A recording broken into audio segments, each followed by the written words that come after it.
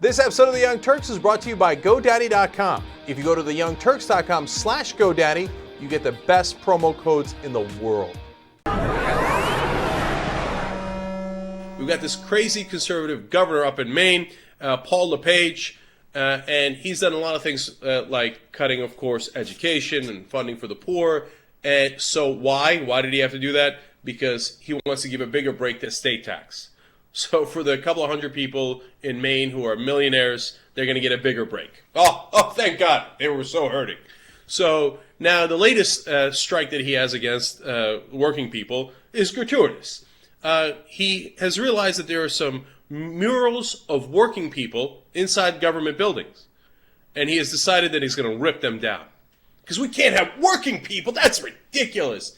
Who art about working people? Outrageous. You know where this art is?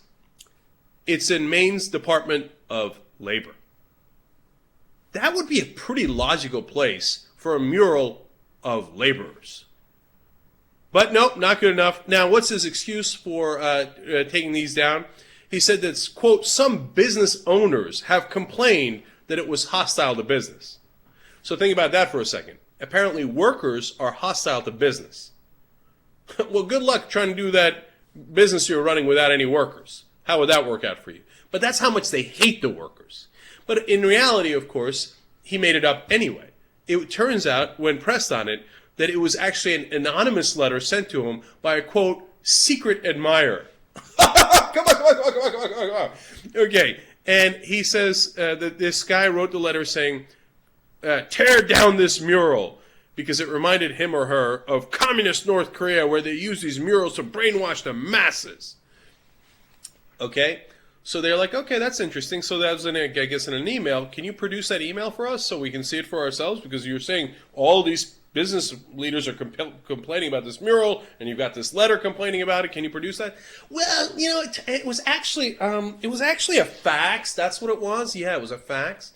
So like, okay, great. Can you get us the fax? Yeah, actually, it wasn't a fax as much as it was an email, as much as it was just a handwritten letter, actually. Okay, can you produce that handwritten letter? No. So I don't know, maybe he made the whole thing up, or maybe some goofball sent him an email, but the whole point is LePage wanted to tear down those murals anyway. So when they asked his acting labor chief, and this is comical, Laura Boyd, here was her explanation.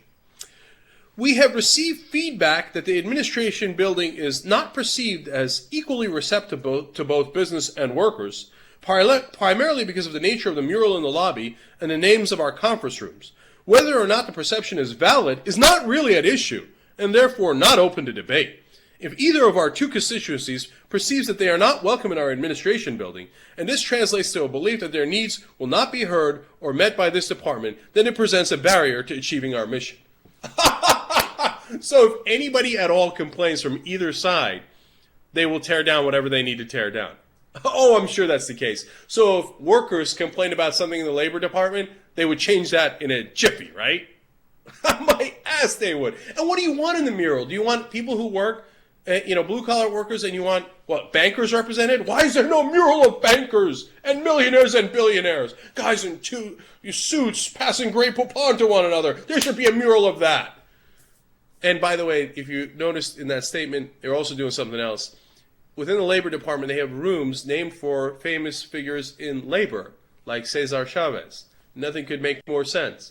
They are removing those names, and they're instead going to name them, according to LePage, after mountains, counties, or something. Just as long as they're not named after people who fought for workers. That's your Labor Department. These people hate the workers. They hate, how much clearer do they need to be? They're so repulsed by workers, they're tearing down your names and your pictures when they see it on the walls of the Labor Department. Cenk, if you want to buy a domain name, you want to know the best website to go to?